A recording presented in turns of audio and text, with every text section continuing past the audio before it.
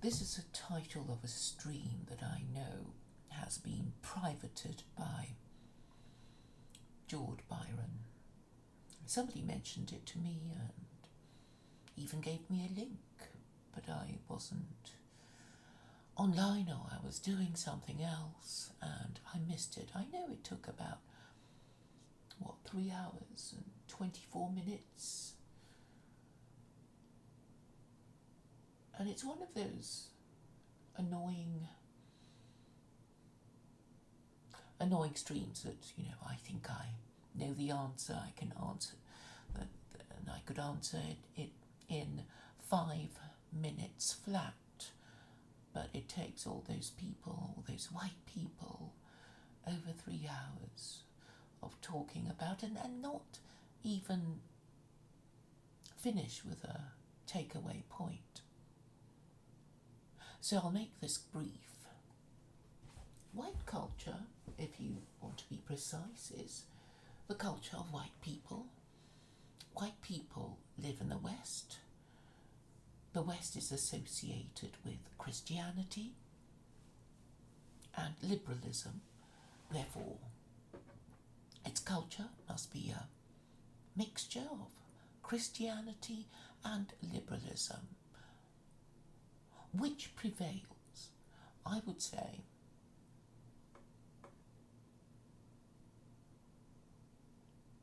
that liberalism for the past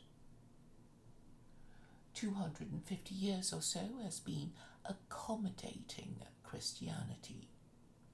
We know that there have been a few revolutions in Europe, beginning with the English Revolution when Charles I lost his head in 1649, and the American Revolution in 1776, and the French Revolution in 1789, and the Russian Revolution in 1917.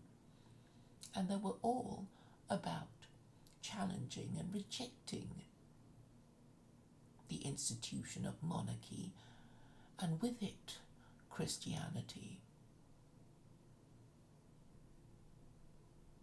So we know from the American Revolution that the rejection of monarchy meant the rejection of having an official national religion. If there had been a national religion, it would have been the Episcopalian Church, which is the American way of saying the Church of England.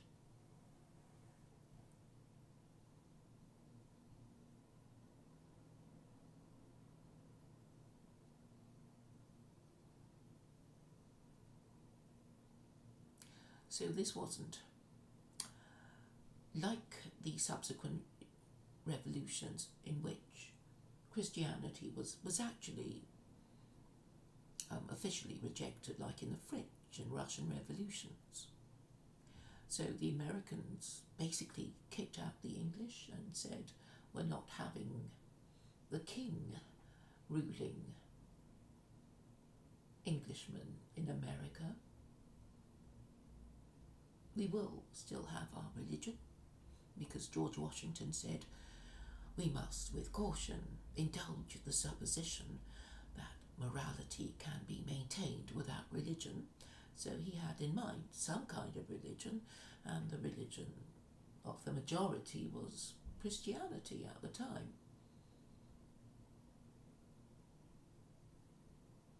But even this was a problem, because the different denominations of Christians would be fighting each other to the extent of occasionally killing each other in Virginia, when the Quakers and the Puritans had it out with each other. And there were other local difficulties, such as the Salem witch trials, all very traumatizing. But the point about America was that the American Revolution did not reject religion. In fact, it made a point of emphasizing the importance of religion without favoring any one of them, because the founding fathers wisely anticipated that the moment they had an official religion, it would mean that all the other unofficial religions,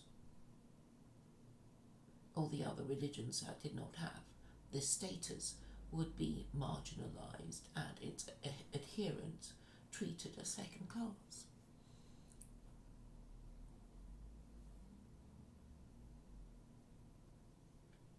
And then came the French Revolution, in which the king was, in fact, executed along with Catholic clergy. And we know that the French experimented with their own cult of reason and cult of the supreme being before finally returning to Catholicism and Protestantism, because they just needed something old. And they couldn't be bothered to create a new, well, they did. In fact, they did take the trouble of creating their new religion. They took the trouble twice. First in the cult of reason and then the cult of the supreme being, and nobody was interested, so they returned to Catholicism and Protestantism. But they were quite serious about it because they changed the calendar. And as we know, all revolutions involve tinkering with the calendar. That is why the Muslims have their own calendar, the Jews have their own calendar, and the Christians, of course, have their own calendar. And we know that something has happened when we no longer talk about BC, such as meaning before Christ, or Anno Domini, year of the Lord. So in a silent way, Christianity has been slowly nudged out of existence in the mind of the Westerner. And this will have implications on his morality, because in all cases, whatever our religion, the law of the land would be based on whatever moral system that has been chosen by the political establishment.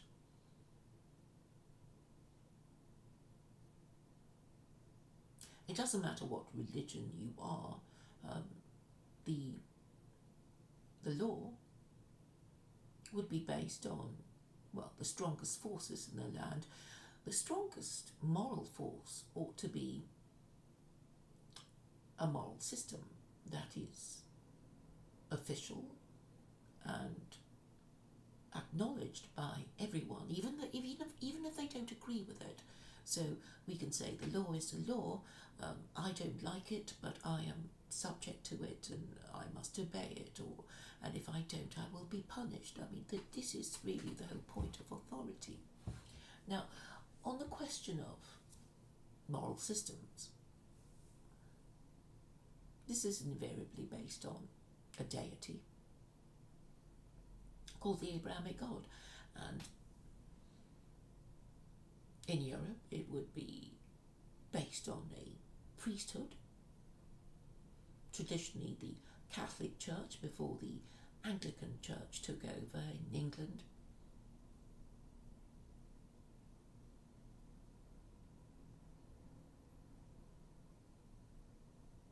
Is there a Church of Wales? I should look it up. I know there's a Church of Scotland, but they all believe in the Trinity, and obviously it's just the version of, to give it local flavour.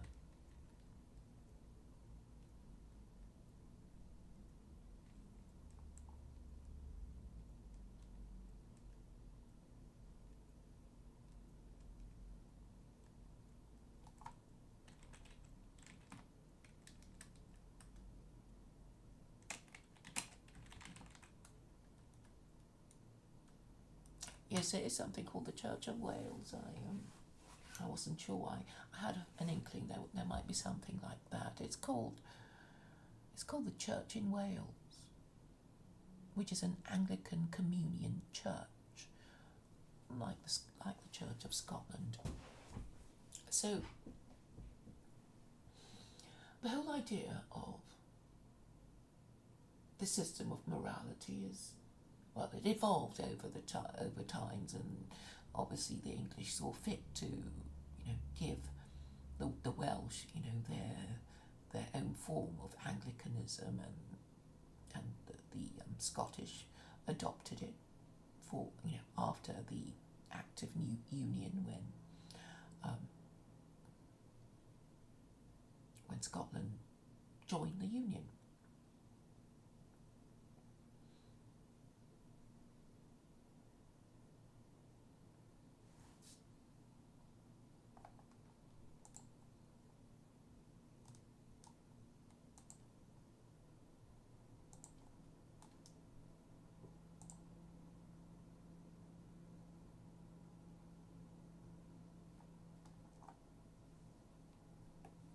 So, Christianity is part and parcel of white culture, along with liberalism.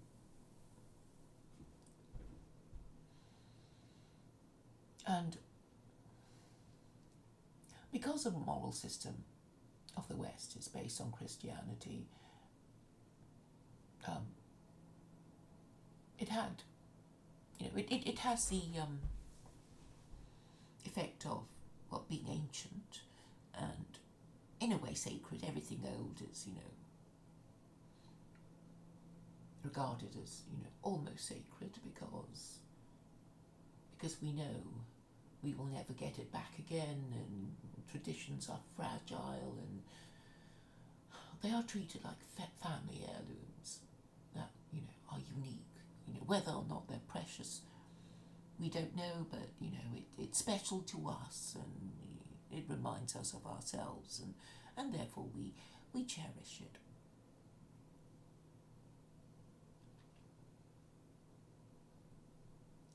Liberalism, not so much, because it doesn't go back as long as Christianity. But which is better? Well, they're both really stepping stones, in my view, because obviously Christianity has failed, and we know it's failed because it was taken over by liberalism, and liberalism is really the dominant moral and political system of the West, because our laws are based on ideas of liberalism. And that is officially what it is. But the problem with liberalism is that it has no official handbook, and that's why its rules keep being changed by corrupt and incompetent politicians, and this is the source of the problem. So white culture has obviously changed over the centuries. I mean, white culture used to be, well, whatever the Tudors got up to, whatever the Elizabethans got up to, the Georgians, the Victorians, the Edwardians, etc.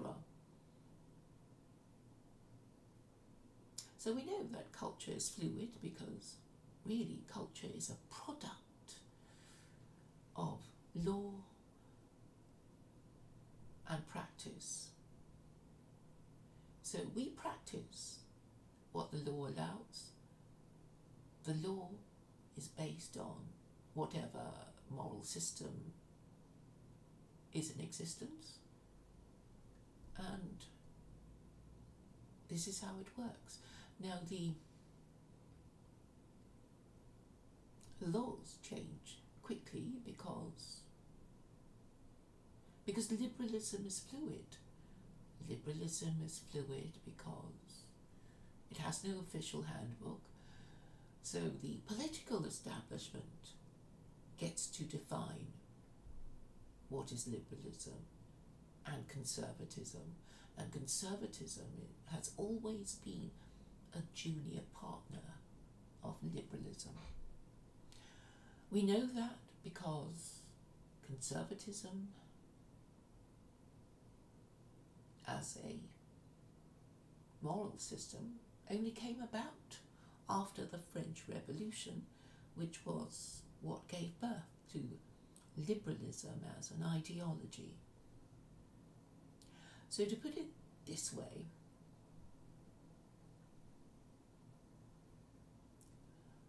liberalism is basically why notary?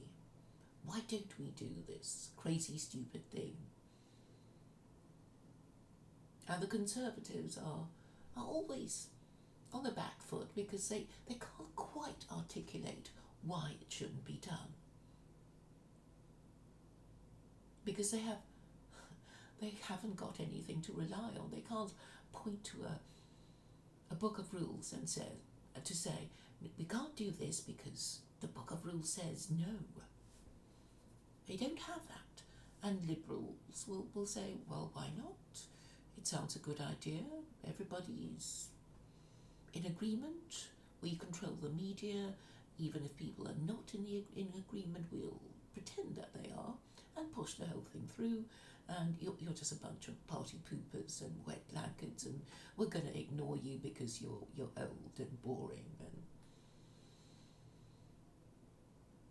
And therefore liberalism has been about the culture of youth and beauty, which is potent because it moves the senses, because it's, well, beautiful while it lasts, and people fall in love, people fall in lust. There's music to elevate the atmosphere to something that you think is special, and added to that a bit of sex and drugs and rock and roll, and you have what you can imagine would be the atmosphere of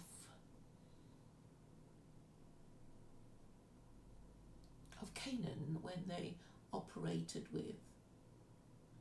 operated temples with temple prostitutes. So it's a mixture of intoxication and recklessness, increasing recklessness, and the doubling down on the drug of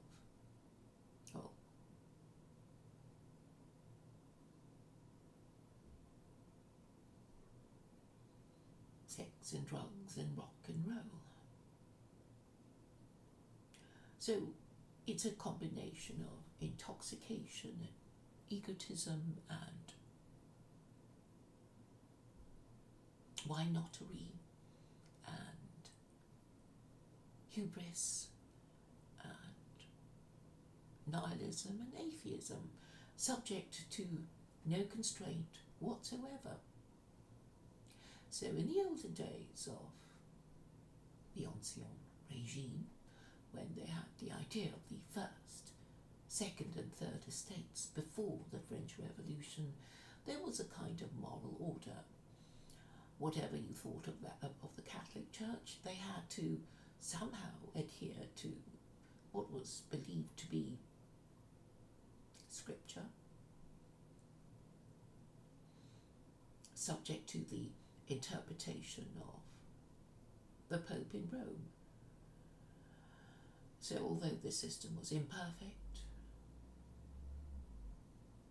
there was a kind of moral order until the king was so unwise as to upset the Third Estate, which was the majority of the French in France.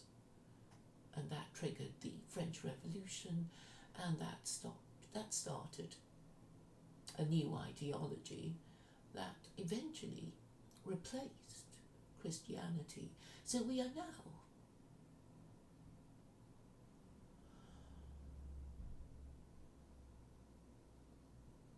two centuries on, still living out the consequences of the French Revolution.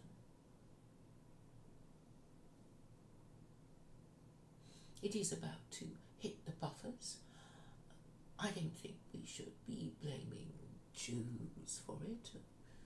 I mean, it would be ridiculous to blame Jews for the for the failure of Christianity, and it began to fail in the English Reformation when Charles lost his head. It just wouldn't be fair to blame them, since they'd only just come back after Cromwell invited them back. And when Cromwell died, there was Charles I, and no, I'm so sorry. What am I talking about? So, yes, of course, Charles. The Jews were still okay. The Jews had been expelled in 1290, and well, they weren't even around to cause any trouble, really.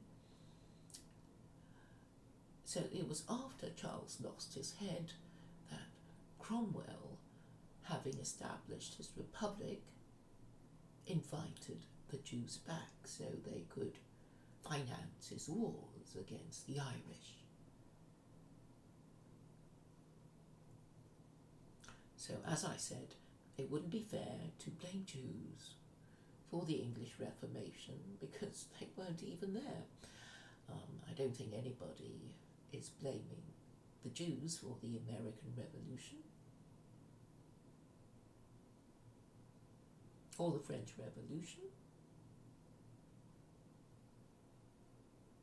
I think a few people have been blaming Jews for the Russian Revolution just because a few of the communists were Jewish, but then what would you expect the Jews to do if they were basically told not to follow their religion, and they would be left with the religion of the dominant race, and that would be Orthodox Christianity. And when Orthodox Christianity failed because the Russian Revolution told them so, because the Russian Revolution was a rejection of Christianity and monarchy, then of course they would be left with the only other big idea around, which is communism.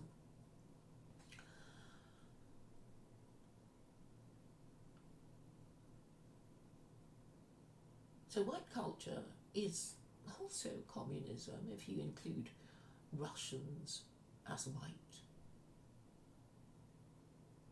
There are plenty of leftists who are communists in Europe and America. So yes, communism is also part of the culture.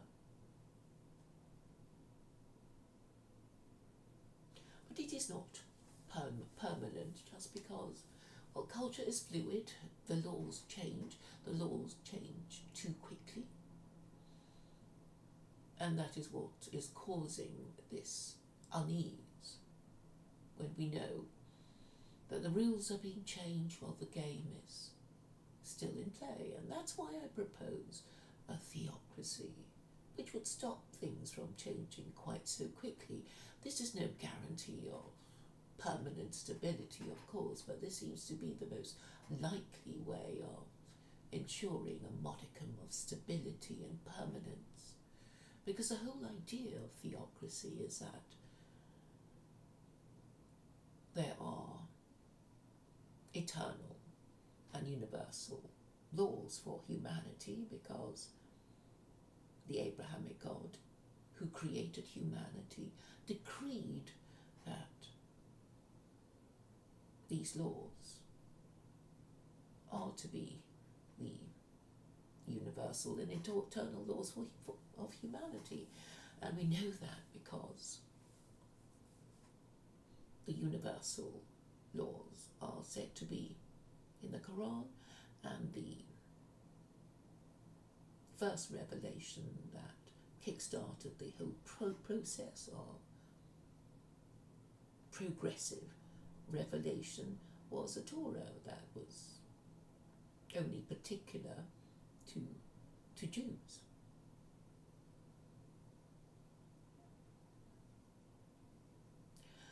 So black culture would be, well, the thing is, people would immediately ask you, well, black people would immediately ask you, which black people are you talking about? Are you talking about the black people in America? Are you talking about the black people in Africa? Or do you mean the ones in the Caribbean or the black people in Britain? Which black people do you mean and what culture, And so it would depend on which black people you're talking about. And black people have no empire. Therefore, the black people living in the West would be subject to white culture, which is a combination of Christianity and liberalism. But fear not, if you don't like Christianity and liberalism, you can change the culture by changing the law. And if you want to change a lot of the laws, then you have to change the actual moral system itself, from the current matriarchy to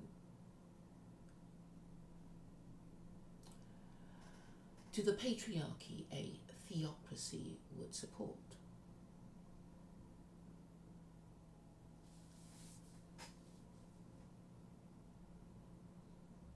So to sum up, white culture is whatever the ruling classes of the West allow or encourage. So white culture is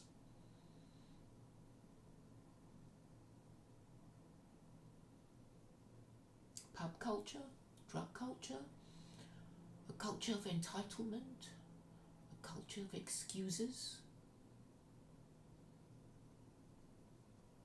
TV culture, celebrity culture, a culture of casual sex,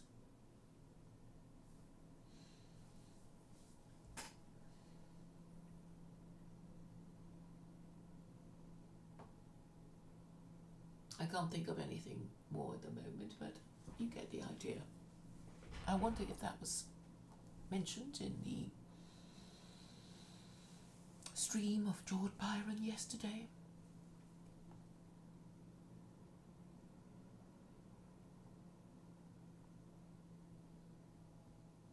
Christine Ramsey talks about Morris Men and May Day celebrations and summer solstice events.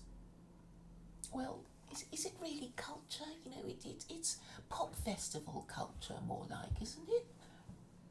Yes, I occasionally see a few Morris dancers, but most people are not Morris dancers. So,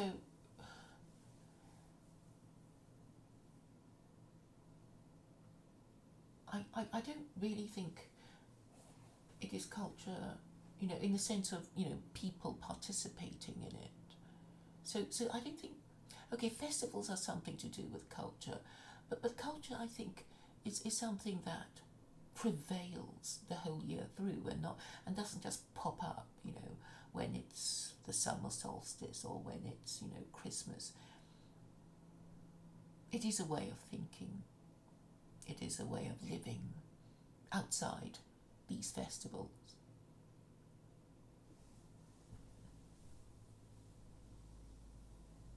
Well, I don't think Christine Ramsey knows about the Quakers who fought the Puritans in New England, as described in the short stories of Nathaniel Hawthorne.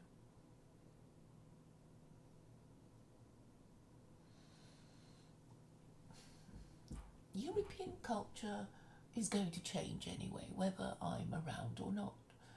Obviously I'm proposing something that you hate, Christine, but it's only a matter of time before people see that there is no alternative.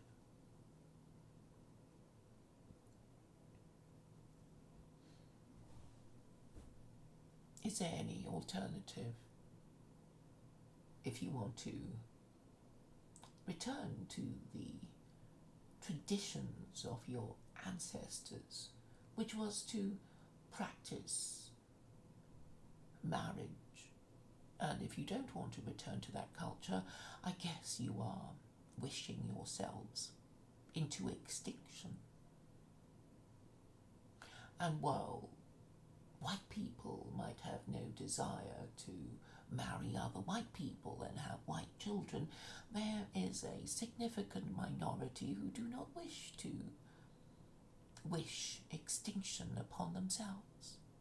And these would be the people who have a religion, people like the Jews who want to remain Jews, people who are Muslims who want to remain Muslims and have Muslim descendants, and even if Christians no longer wish to have children or Christian descendants because they now exist in a fog of self-hatred.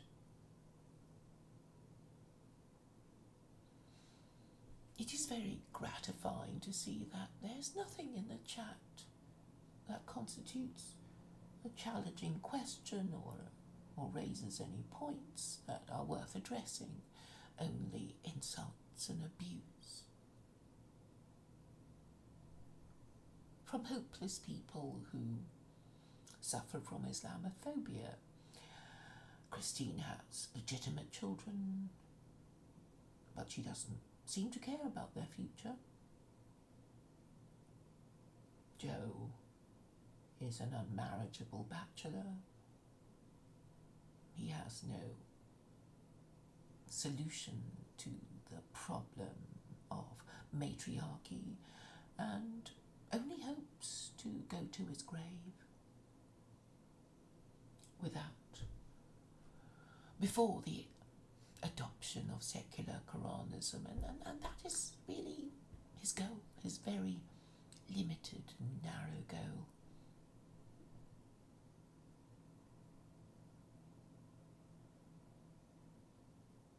So white culture is a culture of environmentalism, of nihilism, of atheism, of consumerism.